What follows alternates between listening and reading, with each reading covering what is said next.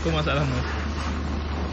Ni model W205 C300. Masalah dia enjin bunyi kasar. Suspek minyak tak naik. Tak tahu, kena check tu. Macam ini betul-betul minyak tak naik ni. So nampak gayanya Abada memang suspek minyak tak naik. Suspek minyak tak naik. Suspek minyak tak naik. Minyak enjin.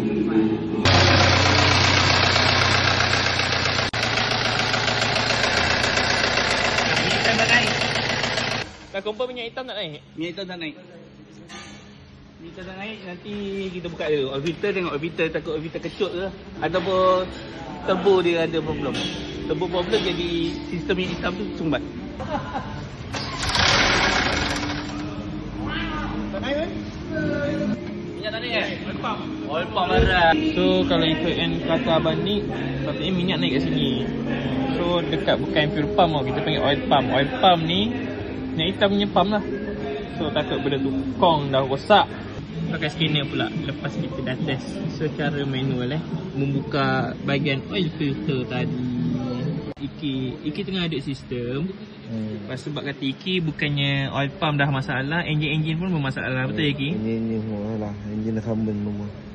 Ya benar. Sebab minyak hitam tak naik. So salam takziah pada owner, sebuah enjin Merc nampak gayanya menjadi mangsa keadaan di bengkel kami.